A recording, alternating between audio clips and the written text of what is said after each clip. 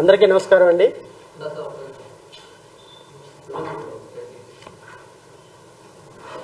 సమావేశానికి విచ్చేసినటువంటి పాత్రికేయులందరికీ హృదయపూర్వకంగా నమస్కారం.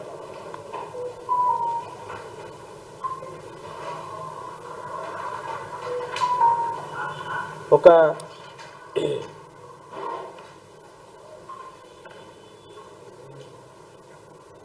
కుటుంబంలో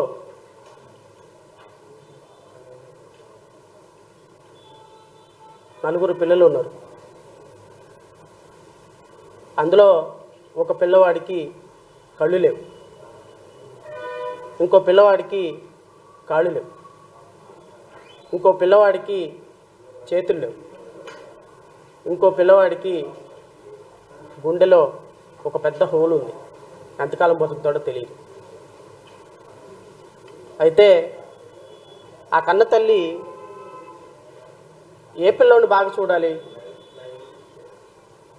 కళ్ళు లేని పిల్లోని బాగా చూడాలా, కాళ్ళు లేని పిల్లవాడిని బాగా చూడాలా, రెండు చేతులు లేని పిల్లవాడిని బాగా చూడాలా, లేకపోతే రేపో మాపో చచ్చిపోతాడు గుండె సంబంధిత వ్యాధితోటి బాధపడుతున్న పిల్లవాడిని బాగా చూడాలా? ఇది ఒక కుటుంబంలో పరిస్థితి. అయితే ఈ పంచాయతీ అంతా ఒక పెద్ద మనిషి దగ్గరికి వెళ్ళింది. ఆ పెద్ద మనిషి అంటాడు, చేతులతో కలుపుకోలేడు, చేతులు లేవు కాబట్టి ఆ తల్లి ఆ పిల్లవాడికి కలిపి ముద్దలు పెట్టాలి. కళ్ళు లేని పిల్లవాడు చేతులతో కలుపుకొని తినగలడు కాబట్టి పెట్టాల్సిన అవసరం లేదు.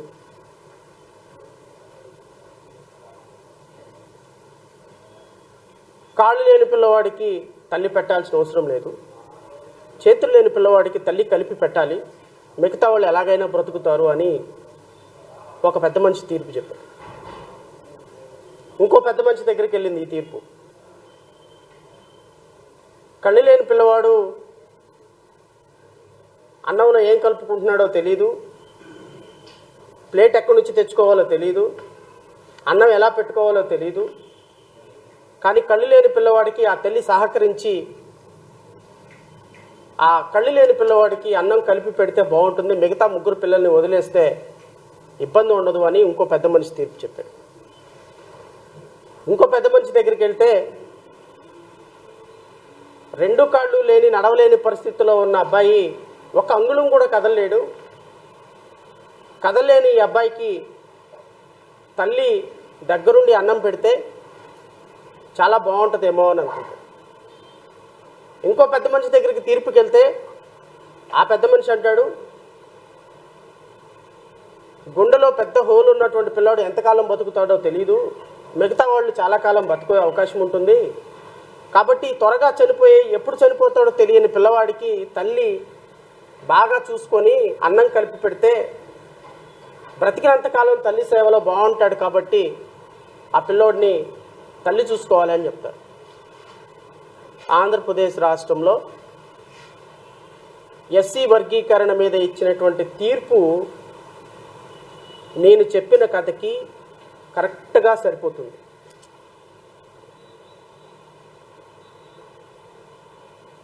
ఈ రాష్ట్రంలో ఉన్న మాలా మాదిగలు ఎవరైతే 1,50,00,000 మంది ఉన్నారో వీళ్ళ బ్రతుకులు ఎందుకు బ్రతుకుతున్నామో తెలియక, దేనికోసం బ్రతుకుతున్నామో తెలియక 76 సంవత్సరాల తర్వాత కూడా ఈ రాష్ట్రంలో ఒక ఎమ్మెల్యేగా, ఒక మంత్రిగా, ఒక ఐఏఎస్ ఆఫీసర్గా, ఒక ఐపీఎస్ ఆఫీసర్గా, ఒక తహసీల్దార్గా, ఒక ఆర్డీఓగా పనిచేయాలి అంటే మొన్నటి దాకా ప్రభుత్వంలో పనిచేసినటువంటి ఒక సామాజిక వర్గం కొమ్ము కాయాలి, ఇప్పుడు ప్రభుత్వంలో పనిచేస్తున్నటువంటి ఇంకో సామాజిక వర్గం కొమ్ము కాయాలి. 18 సంవత్సరాలుగా 18% నుంచి 20%గా ఉన్నటువంటి ఎస్సీ ఎస్టీలు ఈరోజు జనాభా నిష్పత్తి ప్రకారం వాళ్ళకి రావాల్సినటువంటి రిజర్వేషన్స్ రాక వాళ్ళ రాజ్యాధికారం అనేటువంటి ఒక కాన్సెప్ట్కి, బాబాసాహెబ్ అంబేద్కర్ కాన్సెప్ట్కి దూరం అయిపోయి ఒక బానిసల్లాగా బ్రతుకుతున్నటువంటి ఇలాంటి పరిస్థితుల్లో ఈ రాష్ట్రంలో అన్నదమ్ముల్లాగా బ్రతికి రాజ్యాధికారం సాధించాలి, బాబాసాహెబ్ అంబేద్కర్ కలల కన్నా రాజ్యాన్ని సాధించాలి అని ఆలోచన ఉన్నటువంటి ఇలాంటి అన్నదమ్ముల లాంటి వ్యక్తుల మధ్య చిచ్చు పెట్టినటువంటి ఒక దుర్మార్గకరమైనటువంటి ప్రయత్నాన్ని రాష్ట్ర ప్రజల ముందు ఆవిష్కృతం చేయడానికి ఈరోజు నేను ఈ పాత్రికేయ సమావేశం ఏర్పాటు చేయదలిచాను. గత వారం రోజుల నుంచి కూడా రాష్ట్ర వ్యాప్తంగా చాలామంది అన్నతమ్ములు, అక్కలు, చెల్లెళ్ళు సోషల్ మీడియా ద్వారా, ఫోన్ల ద్వారా ఎస్సీ వర్గీకరణ అంశం మీద విపరీతమైనటువంటి ఆందోళన వ్యక్తం చేస్తున్నటువంటి ఇలాంటి పరిస్థితుల్లో అసలు ఈ వర్గీకరణ అంశం గురించిన అంశాలు రాష్ట్ర ప్రజలకి పంచుకోవాల్సినటువంటి బాధ్యత నా మీద ఉంది. ఒక న్యాయవాదిగా, ఒక మాజీ న్యాయమూర్తిగా, ఒక రాష్ట్ర పార్టీ అధ్యక్షుడిగా మీ ద్వారా రాష్ట్ర ప్రజలందరినీ కోరుతున్నాం. ఈరోజు ప్రజాస్వామ్యానికి ఈ జడ్జిమెంట్ వచ్చిన రోజు ఒక చీకటి రోజుగా నేనైతే అభివర్ణించదలుచుకుంటాను. ఒక కుటుంబంలో ఉన్నటువంటి అంగవైకల్యంలో ఉన్నటువంటి నలుగురు పిల్లల్ని తల్లి ఎవరిని బాగా చూసుకోవాలా అని చెప్పినటువంటి జడ్జిమెంట్ని ఎలాంటి సందర్భంలో అలాంటి జడ్జిమెంట్ వచ్చిందో కూడా రాష్ట్ర ప్రజలకి, దేశ ప్రజలకి వివరించాల్సిన బాధ్యత నా మీద ఉంది. కాబట్టి ఖచ్చితంగా జడ్జిమెంట్ని నేను విశదీకరించే ప్రయత్నం చేస్తాను. 2000 సంవత్సరంలో అన్నదమ్ముల్లాగా కలిసి ఉన్నటువంటి రెండు కులాల మధ్య రాజ్యాధికారానికి సాధిస్తారేమో, వీళ్ళు సంఘటితమైతే ఖచ్చితంగా రాజ్యాధికారాన్ని సాధిస్తారు, అంబేద్కర్ కలల కన్నా స్వప్నాన్ని సాకారం చేస్తారు అని ఒక దుర్మార్గకరమైనటువంటి ప్రయత్నానికి తెరతీసినటువంటి మొట్టమొదటి ముద్దాయి చంద్రబాబు నాయుడు.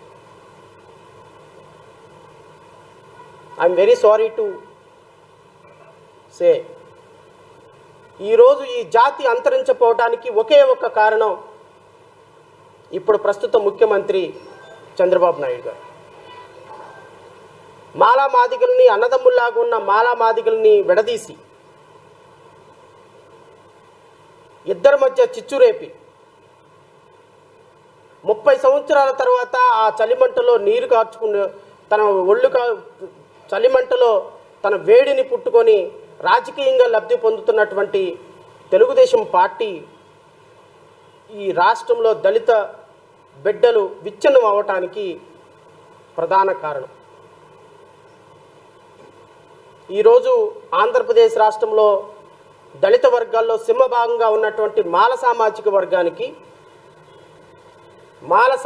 వర్గాన్ని, ఎంతో చైతన్యమైనటువంటి మాల సామాజిక వర్గాన్ని భూతద్దంలో చూపించి, దోషులుగా చూపించి, సొంత తమ్ముళ్ళైనటువంటి మాదిగ సోదరుల దగ్గర ఒక దుర్మార్గకరమైనటువంటి రీతిలో వాళ్ళ మధ్య తగువు పెట్టి చలిమంట కాల్చుకుంటున్నటువంటి తెలుగుదేశం పార్టీ ఈ రాష్ట్రంలో దళిత బిడ్డలు రాజ్యాధికారంలోకి రావడానికి చేస్తున్నటువంటి పోరాటంలో, కుటిలమైనటువంటి ఆలోచనల్లో ఎందుకు మనం తెలుసుకోలేకపోతున్నామో ఒక్కసారి ఆలోచించమని మాల సోదరుని, మాదిగ సోదరుని నేను వినయపూర్వకంగా కోరుతున్నాను. ఒక వర్గంగా ఉన్నటువంటి, ఒక ఆలోచనతో ఉన్నటువంటి, అన్నదమ్ముల్లాగా కలిసి ఉన్నటువంటి ఒక వర్గాన్ని చీల్చి చెండాడి వాళ్ళ మధ్య తగువులు పెట్టి వాళ్ళని రాజకీయంగా ఎదగనీయకుండా విచ్ఛిన్నం చేసినటువంటి ఒక దుర్మార్గకరమైనటువంటి ప్రయోగాన్ని 30 సంవత్సరాల క్రితం ఒక రాష్ట్ర ముఖ్యమంత్రి చేస్తే, 30 సంవత్సరాల తర్వాత ఆ రాష్ట్ర ముఖ్యమంత్రి మరలా ముఖ్యమంత్రి అయితే ఈ రాష్ట్రంలో ఉన్నటువంటి 1,50,00,000 మంది దళిత బిడ్డలు భవిష్యత్తులో ఇంకొక 100 సంవత్సరాల తర్వాతైనా అధికారంలోకి రాకుండా శాశ్వత సమాధి కడితే దాని వెనుకున్నటువంటి నిజస్వరూపాన్ని తెలుసుకోవాల్సిన బాధ్యత దళిత బిడ్డలకు ఉందా లేదా అని ఒక్కసారి ఆత్మవిమర్శ చేసుకోమని నేను కోరుతున్నాను. ఈరోజు భారతీయ సుప్రీంకోర్టు ఏబిసిడి వర్గీకరణ సమంజసమే.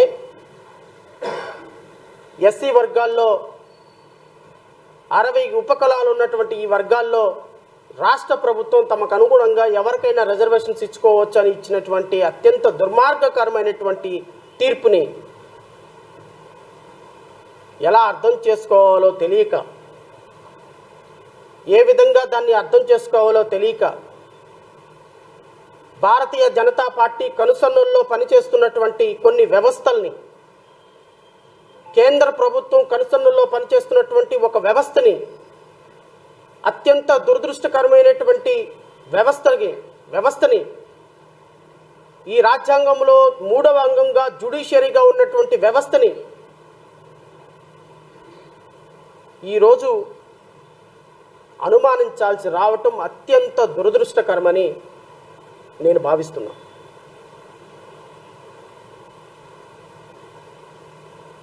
ఒక దేశంలో ఉన్నటువంటి కేంద్ర ప్రభుత్వం ఒక రాష్ట్రంలోకి వచ్చి రాష్ట్రంలో సింహభాగంగా ఉన్నటువంటి మాల సామాజిక వర్గం ఓట్లు మాకు అవసరం లేదు, మాల సామాజిక వర్గంలో ఉన్నటువంటి ఎంప్లాయీస్ మాకు అవసరం లేదు, మాల సామాజిక వర్గంలో ఉన్నటువంటి విద్యార్థుల భవిష్యత్తు మాకు అవసరం లేదు, గొంగళి ప్లేట్లో అన్నం తింటున్నటువంటి మాలామాదిక సామ్రాజ్యాన్ని విచ్ఛిన్నం చేయకపోతే ఈ దేశంలో రాజకీయాలు, ఈ రాష్ట్రంలో రాజకీయాలు సాధించలేమని భారతీయ జనతా పార్టీ పాడిన కుటిల ప్రయత్నంలో పాములుగా మారినటువంటి పవన్ కళ్యాణ్ అండ్ చంద్రబాబు నాయుడు ఇద్దరిని కూడా నేను ఈ ప్రెస్ మీట్ ద్వారా ప్రశ్నిస్తున్నా.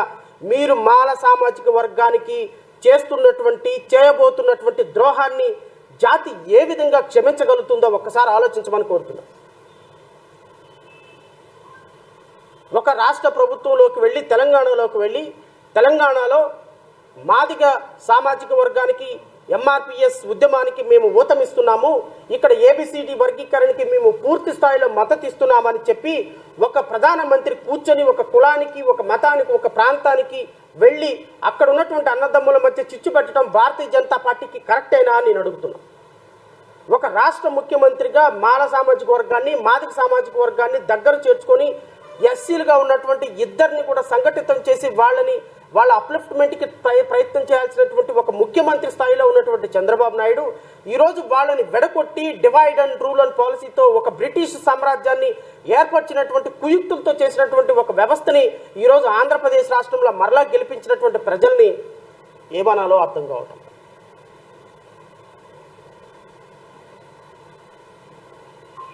రిజర్వేషన్స్ ఇచ్చింది ఆర్థిక అసమానతల, ప్రాంతీయ భేదాలతోటి కాదు. Article 341 of Indian constitution. నేను క్రిమిలేయర్ గురించి మరలా తర్వాత వస్తా.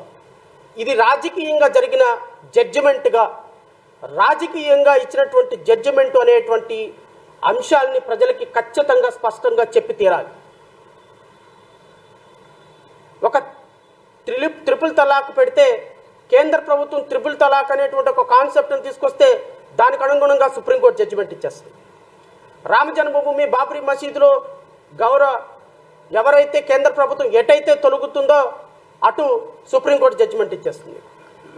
ఆర్టికల్ 370 ప్రకారం కాశ్మీర్కి స్పెషల్ స్టేటస్ని తీసేసి అబ్రోగేషన్ చేసేస్తే అది కరెక్టే అని చెప్పేసి జడ్జిమెంట్ ఇస్తుంది. అంటే కేంద్ర ప్రభుత్వం ఏ విధమైనటువంటి చట్టం చేసినా, కేంద్ర ప్రభుత్వం ఏ విధమైనటువంటి అఫిడవిట్ ఫైల్ చేసినా, కేంద్ర ప్రభుత్వం ఏ జాతికి ఏ విధంగా చేసినా కూడా దాని మీద ఏ విధమైనటువంటి కాంట్రా వ్యూ తీసుకునే అవకాశం రాజ్యాంగం ప్రకారం ఒక భారతీయ సుప్రీంకోర్టుకి లేనప్పుడు ఈ దేశంలో న్యాయ వ్యవస్థ మీద సామాన్యుడికి ఎలా నమ్మకం కలుగుతుంది? మణిపూర్ అర్లర్ల విషయంలో ఏం నిర్ణయం తీసుకుంది సుప్రీంకోర్టు? 100 మంది ప్రాణాలు పోతుంటే కనీసం ఒక్క ప్రాణాన్ని కూడా నిలబెట్టలేని సుప్రీంకోర్టు కేంద్ర ప్రభుత్వానికి వత్తాసు పలుకుతుంటే ఇక ఈ దేశంలో కేంద్ర ప్రభుత్వం ఉందని ఒక సుప్రీంకోర్టు ఉందందామా లేదందామా? ఏ విధమైన జడ్జిమెంట్ని మనం ఆహ్వానిద్దాం? కొన్ని కోట్ల మంది భవిష్యత్తుని తారుమారు చేసేటువంటి ఇలాంటి జడ్జిమెంట్లు ఈరోజు దేశ వ్యవస్థలో ఇస్తుంటే రాజ్యాంగం మీద ప్రజలకు నమ్మకం ఏం కలుగుతుంది? అడిగిందేంటి, చెప్పేదేంటి, రాసేదేంటి? కేంద్ర ప్రభుత్వం లాంటి ఒక భారతీయ జనతా పార్టీ ఈరోజు తెలంగాణలో ఆంధ్రాలో ఒక ఎష్యూరెన్స్ ఇచ్చింది కాబట్టి ఆ ఎష్యూరెన్స్కి అనుగుణంగా జడ్జిమెంట్ రావాలి కాబట్టి ఖచ్చితంగా కేంద్ర ప్రభుత్వం ఏదైతే కోరిందో పూజారి ఏమైతే కోరాడో దేవుడు అదే వరమిస్తున్నాడు. దేవుడు ఏదైతే కావాలనుకుంటున్నాడో పూజారి అదే అడుగుతున్నాడు. ఈరోజు కేంద్ర ప్రభుత్వానికి అనుగుణంగా ఏ జడ్జిమెంట్, ఏ అఫిడవిట్ వేసిన కేంద్ర ప్రభుత్వానికి అనుగుణంగా జడ్జిమెంట్లు వచ్చేస్తుంటే ఇక దేశంలో న్యాయ వ్యవస్థ మీద నమ్మకం ఎలా కలుగుతుంది? రంజన్ గొగోయ్ లాంటి ఒక మాజీ చీఫ్ జస్టిస్ ట్రిపుల్ తలాక్కి జడ్జిమెంట్ ఇచ్చి రామ జన్మభూమికి జడ్జిమెంట్ ఫేవర్గా సెంట్రల్ గవర్నమెంట్కి ఇచ్చినటువంటి జడ్జిమెంట్లలో ఒక మాజీ ప్రధాన న్యాయమూర్తి రాజ్యసభ ఎంపీగా కేంద్ర ప్రభుత్వంలో చేరిపోయిన తర్వాత ఇక ఈ దేశ వ్యవస్థలో న్యాయమూర్తుల యొక్క పోస్ట్ రిటైర్మెంట్ తర్వాత న్యాయమూర్తుల యొక్క ఇచ్చిన తీర్పులకి ఏ విధంగా వ్యాలిడిటీ ఉంటుందో ఒకసారి ఆలోచించమని కోరుతున్నా. దేనికోసం ఇలాంటి జడ్జిమెంట్లు ఇస్తున్నారు మీరు?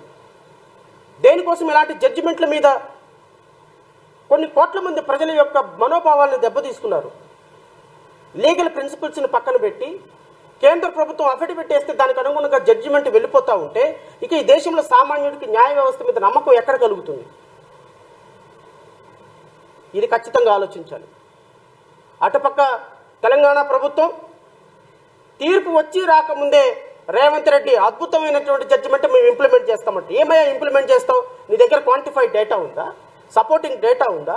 సుప్రీంకోర్టు చెప్పినట్టుగా ఎవరు ఏ కులాల్లో ఉప కులాల్లో ఎంతమంది ఉద్యోగస్తులు ఉన్నారు, ఎంతమంది ఉద్యోగస్తులు లేరు, ఎంతవరకు వాళ్ళు ఉపాధి పొందుతున్నారు, క్వాంటిఫైడ్ డేటా ఉందా, రిలయబుల్ డేటా ఉందా? ఏం డేటా లేకుండా మీరు జడ్జిమెంట్ ఆహ్వానిస్తున్నామని ఎలా చెప్పగలుగుతారు? అంటే అర్థం ఏంటి?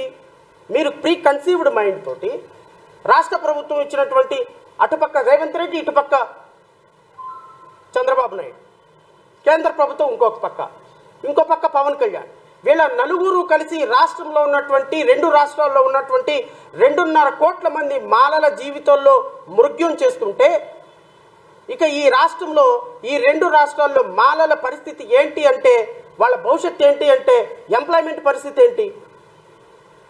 ఈ జాతిలో పుట్టడం కంటే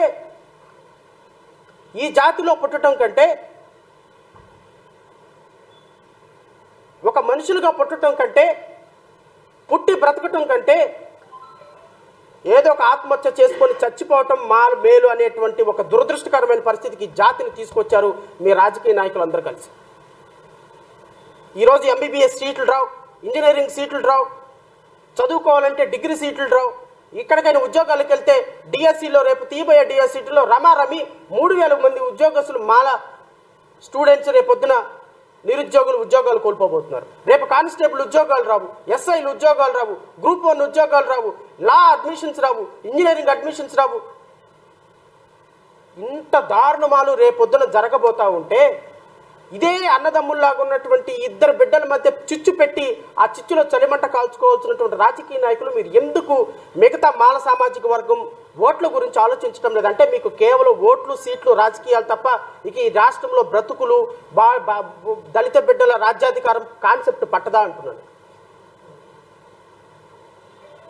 తెలుగుదేశం పార్టీలో ఉన్నటువంటి ఇంత అంతర్జాతీయ నాయకులు, తెలుగుదేశం పార్టీలో ఉన్నటువంటి మాజీ మంత్రులు, మాల సామాజిక వర్గానికి చెందిన మాజీ మంత్రులు, తెలుగుదేశం పార్టీలో, భారతీయ జనతా పార్టీలో, జనసేన పార్టీలో ఉన్నటువంటి మాల సామాజిక వర్గ నాయకులు, రాజకీయ నాయకులు, ఎమ్మెల్యేలు, మంత్రులు ఈ రోజు ఈ జడ్జిమెంట్కి మీ రాజకీయ పార్టీలు కారణమైతే మీ రాజకీయ పార్టీల్ని మీరు ప్రశ్నిస్తున్నారా లేదా? ఈ రోజు అన్నదమ్ములుగా ఉన్నటువంటి 2 బిడ్డలకు అన్యాయం జరుగుతూ ఉంటే ఈ అన్యాయాన్ని ప్రశ్నించాల్సినటువంటి పరిస్థితి మీకు రాజకీయ నాయకులకు ఉందా లేదా? ఒకడేమో అంతర్జాతీయ నాయకుడు, ఇంకొకడేమో యూట్యూబరు, ఇంకొకడేమో మాజీ మంత్రి, ఇంకొకడేమో మాజీ కేంద్ర మంత్రి. ఈ విధంగా ఒకళ్ళు ఈ మాల సామాజిక వర్గం నుంచి గొప్పగా ఎదిగి ఈ రోజు ఉన్నతమైన స్థానాలకు వెళ్ళి వాళ్ళందరూ ఈ రోజు జాతి బిడ్డలు రోడ్లు పడుతుంటే కోట్ల మంది పిల్లల భవిష్యత్తు మృగ్యమైపోతుంటే పట్టుమని 10 నిమిషాలు కూడా ప్రశ్నించలేని దౌర్భాగ్య స్థితిలో ఈ రాజకీయ పార్టీలు ఉంటే రేపొద్దున ఈ మాల సామాజిక వర్గం ఎందుకు ఓట్లేయాలంటే వేస్తారు గొర్రెలు కాబట్టి. జాతికి అన్యాయం జరుగుతున్నా, జాతికి అవమానం జరుగుతున్నా, మన బిడ్డలకు ఉద్యోగాలు రాకపోయినా, మన బిడ్డలకు రేపు ఎంప్లాయ్మెంట్ లేకపోయినా, మన బిడ్డలకు రేపు చదువుకునే దాంట్లో సీట్లు రాకపోయినా, మన బిడ్డలు రేపు రోడ్ల మీద గాలి తిరుగుతున్నా వాళ్ళకి 5,000, 10,000 రూపాయలు గవర్నమెంట్లు డబ్బులు ఇస్తున్నాయి కాబట్టి, చంద్రబాబు నాయుడు రేపొద్దున చదువుకునే పిల్లలకు ఉద్యోగాలు రాకపోతే 1,500 ఇస్తున్నాడు కాబట్టి, ఇంటికి ఒక 1,500 రూపాయలు సిలిండర్ ఇస్తున్నాడు కాబట్టి, తల్లికి వందనం 15,000 రూపాయలు ఇస్తున్నాడు కాబట్టి ఓట్లేసేద్దాం. మన పిల్లలు ఎలా అయితే మనకెందుకు, మన భవిష్యత్తు ఏమైతే మనకెందుకు, మన ఉద్యోగస్తులకు ఉద్యోగాలు ఏమైతే మనకెందుకు, మన కింద పనిచేసినటువంటి వ్యక్తి 10 సంవత్సరాల్లో మనకంటే 10 సంవత్సరాలు పైకి వెళ్ళిపోయి ప్రమోషన్ తీసుకొని బాస్ అయిపోతే మనకెందుకు, ఇవన్నీ ఏం అవసరంలా. జరగాల్సింది రాజకీయ ప్రక్షాళన. మన రాజకీయంగా బాగుంటే చాలు, జాతి ఏమైపోతే మనకు అనవసరం.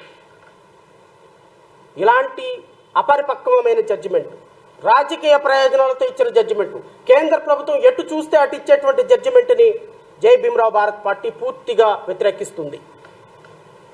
ఈ జడ్జిమెంట్ని మేము వ్యతిరేకిస్తున్నాం, మేము ఆహ్వానించటంలా. ఎందుకు అంటే నేను మా సోదరులైనటువంటి మాదిగ సోదరులను కూడా అడుగుతున్నా. నేను అన్నదమ్ముల్లా కలిసి ఉండే మన మధ్య చిచ్చు పెట్టేటువంటి ఒక దురదృష్టకరమైనటువంటి ప్రయత్నం, రిజర్వేషన్లు ఎత్తేసే ప్రయత్నం చాలా సీరియస్గా జరుగుతోంది. నేను జడ్జిమెంట్లో ఒకే ఒక అంశాన్ని మీకు చదివి వినిపిస్తాను. జడ్జిమెంట్లో చివరిగా చెప్పినటువంటి ఒకే ఒక మాట, paragraph 296లో 7th para, that the finding of M. Nagaraju, Jarnal Singh and Devinder Singh to the effect that creamy layer principle is also applicable to scheduled caste and scheduled tribe lays down is correct proposition of law.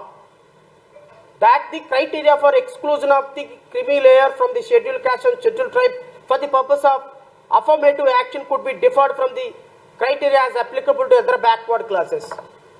What judgment says? SC ఎస్టీలకి creamy layer apply అవుతుంది అంట. Creamy layer ఎందుకు apply అవుతుందండి SC ఎస్టీలకి? Creamy layer అంటే కూడా ఏందో మీకు చెప్తా. ఒక SC either Mala or Madiga ఎవరైనా కానీ ఒక ఎస్సీ వ్యక్తి టీచర్గా అపాయింట్ అయితే, ఒక ఎలిమెంటరీ స్కూల్కి 1 నుంచి 5వ తరగతి వరకు ఒక టీచర్గా అపాయింట్ అయితే, ఒక కానిస్టేబుల్గా అపాయింట్ అయితే, ఒక అటెండర్గా అపాయింట్ అయితే, ఒక స్కావెంజర్గా అపాయింట్ అయితే, ఒక రోడ్లు ఊడ్చేటువంటి మున్సిపాలిటీలో ఒక స్కావెంజర్గా అపాయింట్ అయితే అతనికి రిజర్వేషన్ అక్కడ నుంచి ఇంకా వాళ్ళ పిల్లలకు వర్తించదు. This is called creamy layer. ఒక్కసారి నువ్వు రిజర్వేషన్ వాడుకొని కనుక ఒక స్కావెంజర్గా, ఒక 4th క్లాస్ ఎంప్లాయీగా కానీ జాయిన్ అయితే ఇంకా వాళ్ళ పిల్లలు ఎంత వర్స్ట్ కండిషన్లో ఉన్నా ఆ పిల్లలకి క్రిమీ లేయర్ సిస్టంలో ప్రకారంగా రిజర్వేషన్ వర్తించదు. అంటే రేపు ఒక మాదిగ సోదరుడు రేపొద్దున రిజర్వేషన్లో ఒక చిన్న 1 నుంచి 5వ తరగతి వరకు ఒక చిన్న ప్రిన్సిపల్ ఒక చిన్న స్కూల్లో ఎస్జిటి టీచర్గా అపాయింట్ అయితే ఇక అక్కడ నుంచి వాళ్ళ పిల్లలకి రిజర్వేషన్ వర్తించదు. That is called creamy layer. ఒక్కసారి ఒక రిజర్వేషన్ వాడుకొని కనుక ఒక వ్యక్తి కనుక ఒక పోస్టులోకి వెళ్ళిపోతే వాళ్ళ పిల్లలకి క్రిమీ లేయర్ వర్తించదు, ఇక రిజర్వేషన్ వర్తించదు. రిజర్వేషన్ వర్తించకుండా చేయాల్సినటువంటి బాధ్యత కూడా రాష్ట్ర ప్రభుత్వాలదే అంటూ రాష్ట్ర ప్రభుత్వాలకు అధికారం ఇచ్చినటువంటి judgment. Is it a false for consideration before honourable supreme court? Whether the creamy layer system is correct or not, will it be applicable to the state government, scheduled caste and scheduled tribes as per Article 341 or 342? Is it a false for consideration before Honorable Supreme Court? No. Why Supreme Court has discussed at length? నీ ముందు లేని అంశాన్ని, నీకు సంబంధం లేని అంశాన్ని, నీ ముందు ప్లీడ్ చేయని అంశాన్ని, నీ ముందు ఎవరు కోరని అంశాన్ని సుప్రీంకోర్టు క్రిమీ లేయర్ ప్రిన్సిపల్ కూడా ఎస్సీ ఎస్టీలకు వర్తిస్తుంది అని చెప్పింది అంటే అర్థం ఏంటి? రిజర్వేషన్స్ని తీసివేయాలి అనేటువంటి ఒక దుర్మార్గకరమైనటువంటి ప్రయత్నం Bharatiya Janata party central government ముసుగులో సుప్రీంకోర్టు ఈ జడ్జిమెంట్ తోటి మొదలుపెట్టింది. ఈ రోజు ఈ జడ్జిమెంట్ తోటి రేపటి నుంచి ఉద్యోగాలు పొందిన ఏ మాదిగ సోదరుడికి, మాల సోదరుడికి, 60 ఉపకులాల్లో ఉన్నటువంటి వ్యక్తులకి క్రిమీ లేయర్ వర్తింప చేయటం ద్వారా ఏ ఒక్కరికి వారి పిల్లలకి రిజర్వేషన్ రావు, వాళ్ళ పిల్లలకి ఉద్యోగాలు రావు, వాళ్ళ పిల్లలకి స్కూల్ బుక్స్ రావు, వాళ్ళ పిల్లలకి స్కూల్ రీఎంబర్స్మెంట్ రాదు, వాళ్ళ పిల్లలకి ఏ విధమైన రిజర్వేషన్ బెనిఫిట్స్ అప్లై రాకుండా చేసినటువంటి ఒక దుర్మార్గకరమైనటువంటి రిజర్వేషన్ పాలసీని సుప్రీంకోర్టు కేంద్ర ప్రభుత్వం ద్వారా ఎత్తేయాలని చూస్తుంటే ఎందుకు ఈ జాతి నిద్రపోతుంది? ఎందుకు ఈ రాష్ట్ర ప్రభుత్వాలు ప్రశ్నించలేకపోతున్నాయి? నేను అడుగుతున్న సమాజాన్ని. Reservation reservation reservation reservation. ఇక్కడ కూర్చున్న చాలా మంది మిత్రులు, పొలిటికల్ పాత్రికేయ మిత్రులు కూడా ఒక చాలా సీరియస్గా ఒక డిస్కషన్ జరుగుతుంది. ఎందుకు ఆ రిజర్వేషన్ ప్రతిసారి? ఎక్కడ ఆ రిజర్వేషన్ ప్రతిసారి? ఎందుకు ఇవ్వాలి మీకు రిజర్వేషన్ ప్రతిసారి? నేను మీ ద్వారా రాష్ట్ర ప్రజలను కూడా అడుగుతున్నా. 100లో 15% ఉద్యోగాల్లో మాత్రమే రిజర్వేషన్ ఉంది.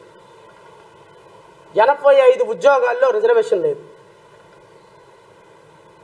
నేను అడుగుతున్నా, మీ ద్వారా రాష్ట్ర ప్రజలను అడుగుతున్నా, ఈ దేశంలో ప్రజలను అడుగుతున్నా, నేషన్లను అడుగుతున్నా, నేను రాష్ట్ర ప్రభుత్వాలను కూడా డిమాండ్ చేస్తున్నా, దమ్ము ధైర్యం ఉంటే ఈ రాష్ట్రంలో ఒక సర్వే చేయండి. ఇక్కడ ఉన్న ఆంధ్రప్రదేశ్లో ఉన్నటువంటి చంద్రబాబు నాయుడు కాపు అండ్ కమ్మ ప్రభుత్వాలు, ఎస్సీలు ఎవరు ప్రభుత్వంలో లేరు, ఎస్సీ ముఖ్యమంత్రి ఎవరు లేరు. అటుపక్కన్న రేవంత్ రెడ్డి, రెడ్డి సామాజిక వర్గం, సో మీరు రెడ్డి సామాజిక వర్గం, సో మేము ఏ విధంగానూ ప్రభుత్వాలు లేవు. ఎందుకంటే బానిసత్వం అలవాటైన మాకు, మీకు బానిసలుగా మాల సంఘాలు, మాదిక సంఘ నాయకులను పెట్టుకుని రెడ్ కవర్లు, ఒక ఆయన నల్ల కండువ, ఇంకో ఆయన బ్లూ కండువ వేసుకొని చంద్రబాబు నాయుడు రేపొద్దున ఎలక్షన్లో వెళ్ళంగానే ఆయన 10 లక్షలు 20 లక్షలు ఇవ్వగానే మాల సంఘ నాయకులందరూ వెళ్ళి సాష్టంగా పడిపోయి, అయా నువ్వే దేవుడు ఈ రాష్ట్రానికి, నువ్వు ఏం చేసినా కూడా మా తలని నీ కింద బో చేస్తున్నాము, మా తలను తీసేసేయని మాల సంఘ నాయకులందరూ అమ్ముడుపోయినారు కదా చంద్రబాబు నాయుడు దగ్గరికి వెళ్ళి ఎలక్షన్స్కి ముందు రోజున. మాదిక సంఘం నాయకులందరూ కూడా అమ్ముడుపోయినారు కదా. మీరందరూ కూడా చంద్రబాబు నాయుడు దగ్గరికి వెళ్ళి, ప్రభుత్వాల దగ్గరికి వెళ్ళి మీరు జాతులను తాకట్టు పెట్టిన సందర్భంలో, ఎస్పెషల్లీ నేను మాల సంఘం నాయకులను అడుగుతున్నాను, ఈరోజు ప్రభుత్వాన్ని ఒక డిమాండ్ చేయండి.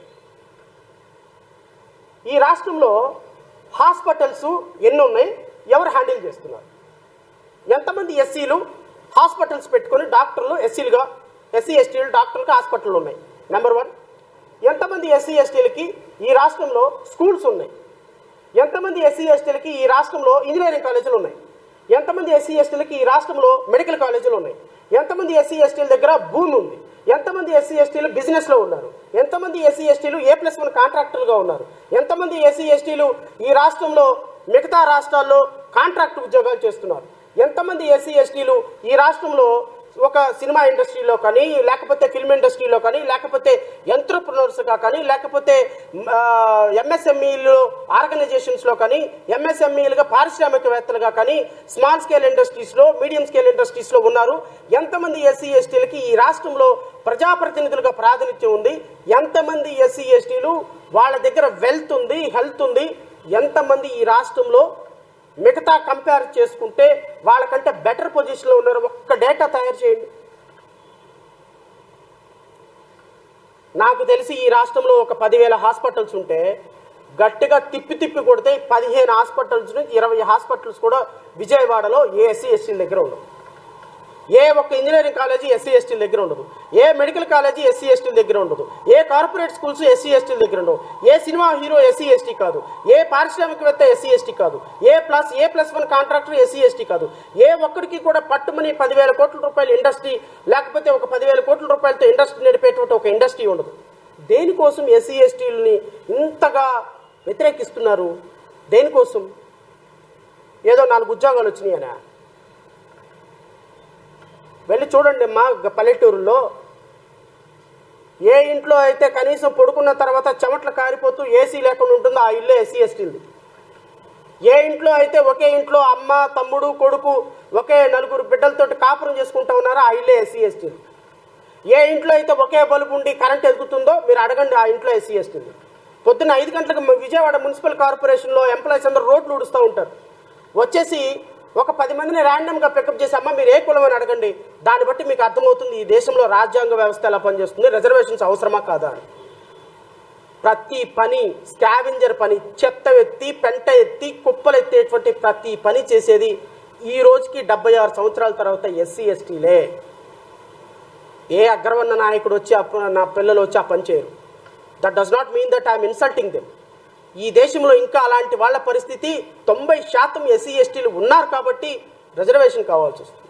ఇలాంటి రిజర్వేషన్స్లో మళ్ళీ ఇద్దరి మధ్య పంచాయతీలు పెట్టి, మళ్ళీ ఆ ఇద్దరికి కొట్లాట పెట్టి, ఆ ఇద్దరిలో నువ్వు ఎక్కువ నువ్వు తక్కువ అని వాళ్ళిద్దరిని ఎగదోసి ఈరోజు రిజర్వేషన్ పాలసీని అడ్డం పెట్టుకొని రాజకీయంగా లబ్ధి పొందాలని చూస్తున్నటువంటి రాజకీయ పార్టీలకి సమాధానం ఎవరు చెప్పాలి? న్యాయస్థానాలు చెప్పాలా? చెప్పవు. ఎందుకంటే రేపొద్దున రాజ్యసభ ఎంపీలు కావాలి, రేపొద్దున వాళ్ళకి నేషనల్ కమిషన్ ట్రిబ్యునల్ కావాలి, రేపొద్దున గ్రీన్ ట్రిబ్యునల్స్కి చైర్మన్ అవ్వాలి. కాబట్టి చెప్పరు. మీకు ఓట్లు వేయించుకొని ఎమ్మెల్యేలుగా, ఎంపీలుగా ఎదిగిన ప్రజాప్రతినిధులు మాట్లాడతారా? మాట్లాడరు. చంద్రబాబు నాయుడు కాదని ఒక నాయకుడిని మాట్లాడమనండి, నక్కా ఆనందబాబుని మాట్లాడమనండి, జగన్మోహన్ రెడ్డిని కాదని జూపుడు ప్రభాకర్ని మాట్లాడమనండి. ఇంకోసారి మళ్ళీ వాళ్ళ పార్టీలో ఉంటారేమో. ఎవ్వరు మాట్లాడరు. మాట్లాడాల్సింది, స్పందించాల్సింది ప్రజలు మాత్రమే. మీ ఓటుతోటి స్పందించాలి. మీ ఓటుతోటి రాజకీయ నాయకులను స్పందించాలి. ఎందుకు అంటే ఈరోజు రాష్ట్రంలో ఉన్న కోట్ల మంది మాల నాయకులు మాల జాతి ప్రజలు రేపొద్దున మన దగ్గర నుంచి భూమి లాక్కున్నటువంటి ఇంకొక అధికారిక సామాజిక వాళ్ళతో పోట్లాడరు. గొంగళి పురుగులో అన్ని ఎంట్రుకలు ఉన్న అన్నం తింటా ఉంటే ఆ పక్కనే కూర్చున్న మా తమ్ముడు నీకు అన్నం ఎక్కువ పడింది అని ఆ అన్నం లాక్కుని ఆ అన్నం తన ప్లేట్లో వేసుకుంటున్నాడు. ఆ ప్లేట్లో ఉన్న అన్నం కూడా మొత్తం గొంగళి పురుగులే ఉన్నాయి అన్న విషయం మా తమ్ముడు గమనించటంలా. మనకి గొంగళి పురుగుల అన్నం ఇచ్చి అక్కడ ఉన్నటువంటి బిర్యానీ మొత్తాన్ని దోచుకొని వెళ్ళిపోయి పొలాలను మొత్తం దోచుకొని వెళ్ళిపోతున్నటువంటి నాయకులను ఎవరు మాట్లాడటంలా. ఇదిగో ఈ గొంగళి పురుగులో ఉన్న అన్నం కోసం కొట్లాట పెట్టేసి, ఈ గంజి అన్నం కోసం కొట్లాట పెట్టేసి మొత్తాన్ని దోచుకొని వెళ్ళిపోతున్న రాజకీయ నాయకులను ఎవరు పట్టించుకోవటంలా. That is what my craving. అది నా బాధ. దీని మీద స్పందిస్తుందా సమాజం? స్పందిస్తుంది అద్భుతంగా. మీటింగులు పెట్టుకుంటున్నారు, ఫేస్బుక్లో పోస్టులు పెట్టుకుంటున్నారు, అందరి దగ్గర డబ్బులు కలెక్ట్ చేస్తున్నారు. సుప్రీంకోర్టులో కేసులు వేయాలి, ఆ కేసులు వేయాలి అని.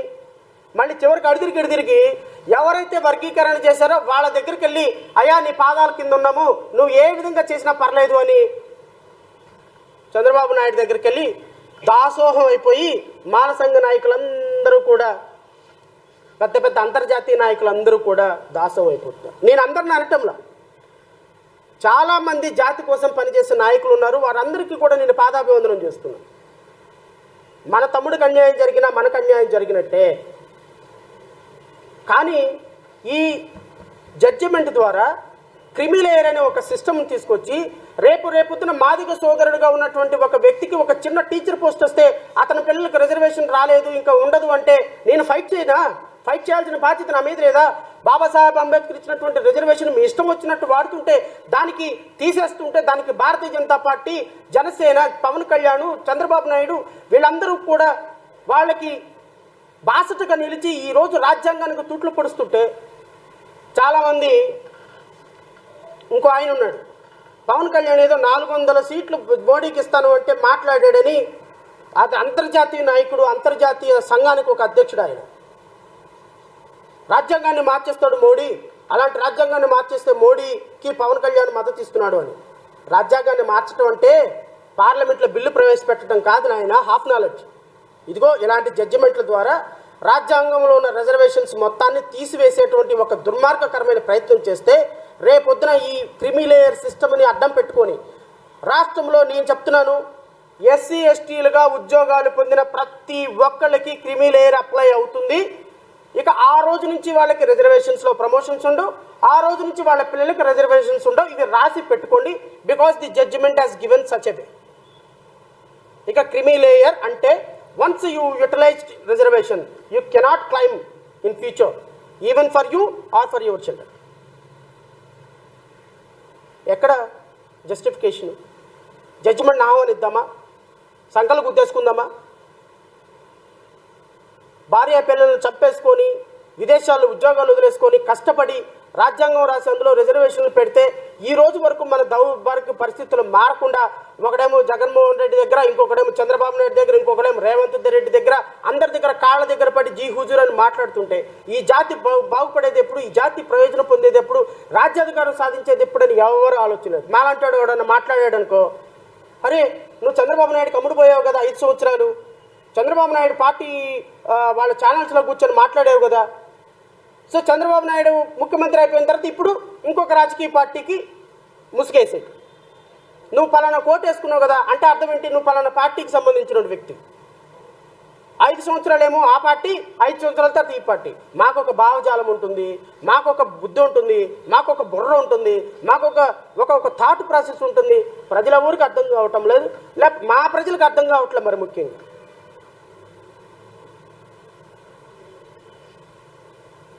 దేర్ఫోర్ నేను రాష్ట్ర ప్రజలని, జాతి ప్రజలని ఈ జడ్జిమెంటు కేవలం ఒక్క మాలలకే అన్యాయం చేస్తుంది అనే మాటని దయచేసి మర్చిపోండి. ఈ జడ్జిమెంట్ తాత్కాలికంగా మీకు ఒక 7% రిజర్వేషన్ ఇస్తుందేమో. గుర్తుపెట్టుకోండి, ఈ జడ్జిమెంట్ ద్వారా రిజర్వేషన్ పొందిన ప్రతి మాదిక సోదరుడు వాళ్ళ పిల్లలకు రిజర్వేషన్ కోల్పోతున్నాడు. This is what a creamy layer. ఇది మోడీ, చంద్రబాబు నాయుడు, పవన్ కళ్యాణ్ గూడు పుటానీతో ఆడినటువంటి ఒక కపట నాటకం. కేంద్ర ప్రభుత్వం అధికారికంగా అఫిడవిట్ ఫైల్ చేసి సుప్రీంకోర్టులో ఇప్పించినటువంటి జడ్జిమెంట్ ఇది.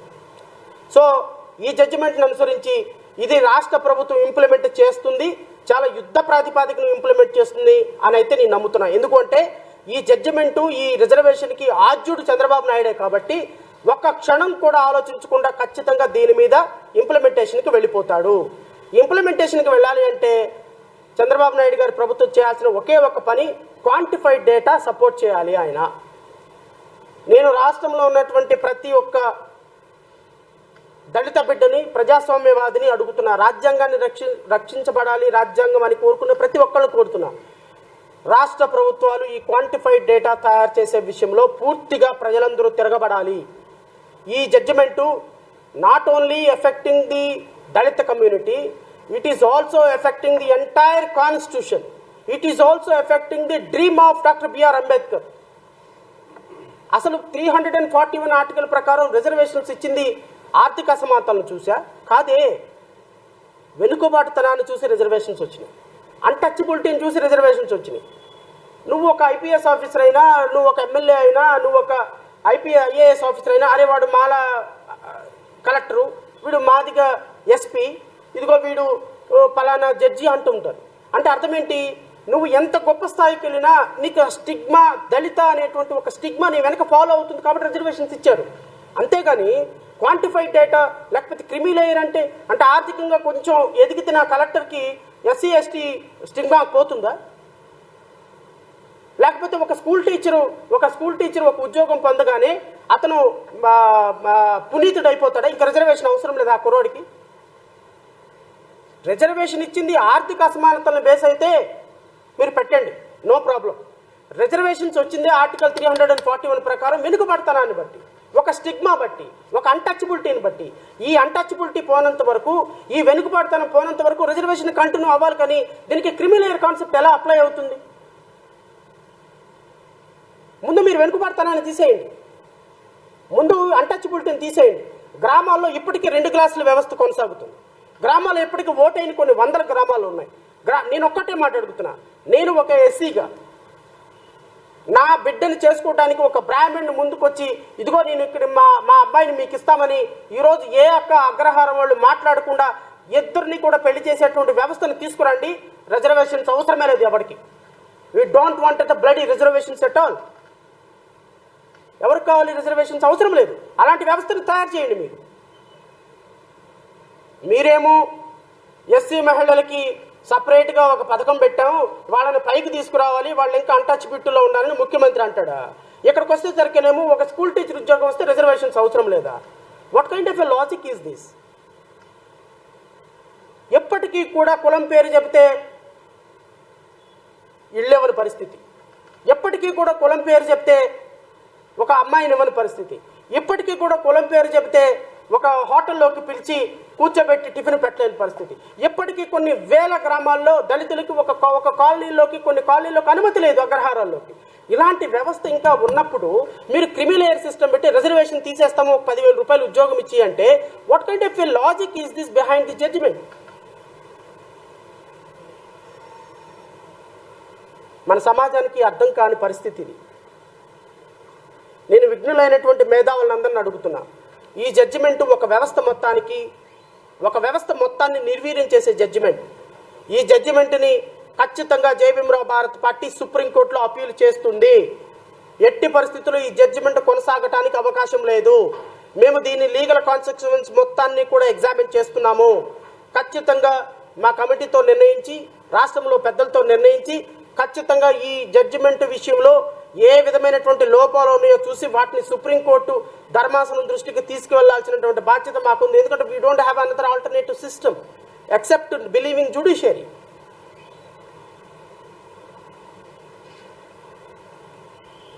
సో ఈ జడ్జిమెంట్ని ఖచ్చితంగా లీగల్ కాన్సిక్వెన్సెస్ని మేము ఎగ్జామిన్ చేస్తాము. అన్ని ప్రజా సంఘాలను కలుపుకొని అన్ని ప్రజా నాయకులను కలుపుకొని అన్ని రాజకీయ పార్టీలను సంప్రదిస్తాం. ఖచ్చితంగా ఈ జడ్జిమెంటు అమలు పరచకుండా మద్దతు కోరుతాం. అవసరమైతే మాదిగ సోదరులను కూడా మనకు జరుగుతున్న అన్యాయాన్ని వాళ్ళకి విశదీకరించడానికి, వాళ్ళకి చెప్పడానికి ప్రయత్నం చేస్తాం. మా సోదరులందరూ కూడా మొత్తం జాతి మొత్తానికి జరుగుతున్నటువంటి అన్యాయాన్ని అర్థం చేసుకుంటారని సహృదయ భావంతో మాట్లాడదాం. రేపొద్దున రాజ్యాధికారం వచ్చిన తర్వాత మన పంచాయతీ మనమే చూసుకుందాం. అవసరమైతే రిజర్వేషన్ 15% మీరే తీసుకోండి, మేము తీసుకుంటామా, మీరు తీసుకుంటాం, రేపు పంచాయతీ. కానీ ఈ రోజు పంచాయతీ కాదు ఇది. మన ముందున్నటువంటి ప్రధానమైనటువంటి కర్తవ్యం రాజ్యాధికారం. అది సాధించిన తర్వాత మనం సాధించడానికి ఎన్నో ఉంటాయి. అవన్నీ వదిలేసి ఈ 7% రిజర్వేషన్స్లో మన మీద కక్ష పూరితంగా చిచ్చు పెట్టేటువంటి రాజకీయ పార్టీలు ట్రాప్లో పడద్దని నేను మా సోదరులను కూడా కోరుతున్నాను. మా సోదరులకు 10 రూపాయలు వచ్చినంత మాత్రం నాకేమీ వ్యతిరేకత ఉండదు. కానీ నీకు 10 రూపాయలు వచ్చిన మరుక్షణం నీ బిడ్డలకు రూపాయి కూడా రాకుండా రిజర్వేషన్ తీసేసే కాన్సెప్ట్ ఈ జడ్జిమెంట్లో ఉంటే మనం ఎలా దాన్ని ఆహ్వానిద్దాం? సో ఈ జడ్జిమెంట్ మీద పూర్తి స్థాయిలో సుప్రీంకోర్టుని ఆశ్రయిస్తాం. నెంబర్ 2, ఈ జడ్జిమెంటుని సహకరిస్తున్న ఈ జడ్జిమెంట్ లాంటి దాన్ని ఇంప్లిమెంట్ చేయాలి. ఈ జడ్జిమెంట్కి ఆదుడైనటువంటి తెలుగుదేశం పార్టీ కుటిల ప్రయత్నాలను కొనసాగించాం. ఖచ్చితంగా ప్రజా సంఘాలతో మాట్లాడతాం, ఉద్యమ సంఘాలతో మాట్లాడతాం, సంఘ నాయకులతో మాట్లాడతాం, రాజకీయ పార్టీలతో మాట్లాడతాం.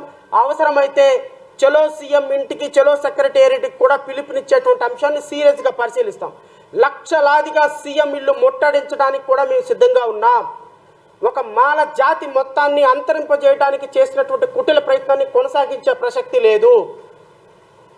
బాబాసాహెబ్ అంబేద్కర్ రాసిన రాజ్యాంగాన్ని విచ్ఛిన్నం కావడానికి 2 రాష్ట్రాల్లో ప్రజలు ఒప్పుకునే ప్రసక్తి లేదు. 2 రాష్ట్రాల్లో ప్రతి ఒక్కరూ సంఘటితం కావాల్సిందే.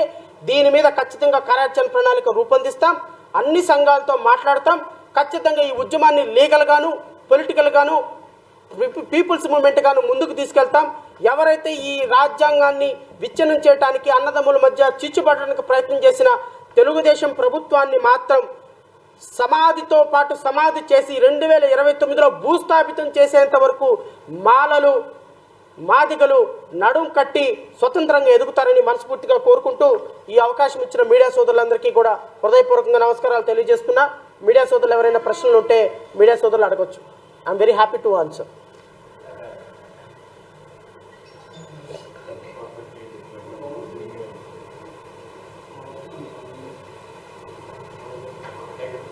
Thank you so much, sir.